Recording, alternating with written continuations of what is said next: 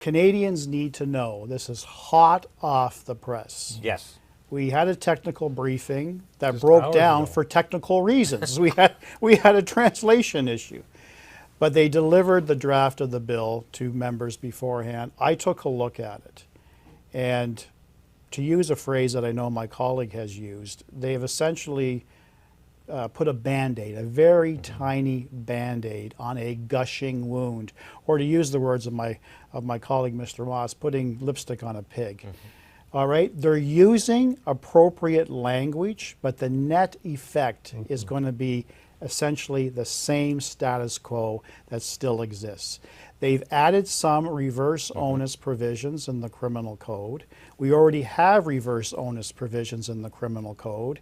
And quite frankly, all of the topical stories that we have heard of individuals running amok, creating violence within our cities, killing people, maiming people, injuring people, are already those individuals who are facing reverse onus bail hearings. So adding more reverse onus provisions in the code does not address the underlying issue. And the underlying issue is because of our Supreme Court of Canada releasing two significant decisions, starting with Antic, then Zora, and the government introducing Bill 75, it has created a principle of restraint that it does not matter what your criminal record is like, it doesn't matter what your age is, it doesn't matter what the circumstances of the offense is. The default position for any justice, meaning a justice of the peace or a provincial court judge or a superior court judge, is this person needs to be released, regardless of whether it's a crown onus offense or reverse onus offense. That's in the mindset of a judge. Well, I think I heard it this week, actually, just a moment ago, is reiterated in the House that I believe it was Vancouver, 40 individuals, a very small percentage, were creating the vast majority of calls and issues for police. 6,000, that's right. 40 individuals created 6,000 offenses. Committed 6,000 offenses in 1 year. That should tell you all you need to know. Yes. Those people that don't want the help of the various organizations that are there to rehabilitate, don't want to participate in society. Right, and those 40 individuals will not be impacted at all That's right. by this new bill C-46. Oh, they won't. Will not be impacted. That's the problem. Because those individuals were still facing reverse onus. Nothing has changed. We need to see, in terms of real bail reform, we need to see a more emphasis on community and victim safety. Right. That's where we need. And this bill basically indicates that a judge must consider the community impact, the victim impact over a crime. Well, they do that anyways. Part of their whole analysis when they're hearing evidence and hearing submissions, whether or not a person should be released, are those very same factors. Codifying it in the criminal code will do absolutely nothing to increase community confidence and safety in our justice system.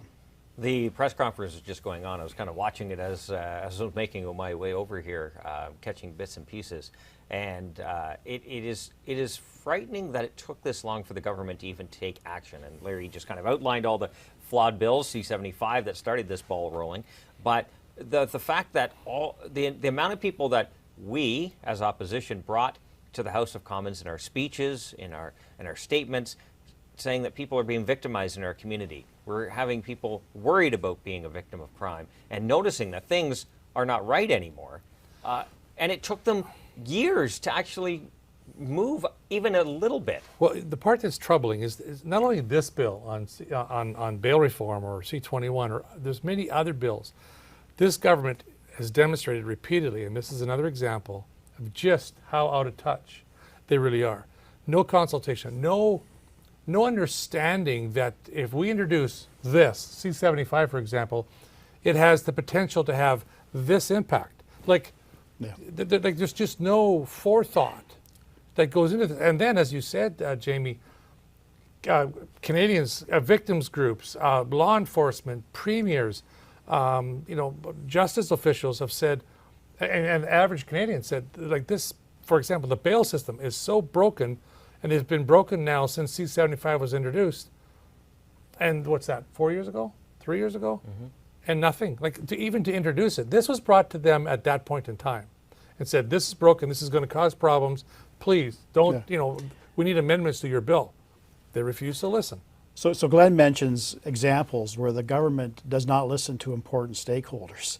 In this particular case, they actually were bombarded with information from stakeholders and still got it so massively wrong and completely out of touch. And that is what's so frustrating for me as a former member of the criminal justice system in terms of prosecution. This is going to be extremely disappointing to police agencies across this country, definitely disappointing to the premiers who really pushed hard to move this government to introduce this type of legislation. And quite frankly, they just ignored really solid, concrete suggestions from members of parliament and other stakeholders who really were projecting how this government could move on important legislation to make a difference. They failed us.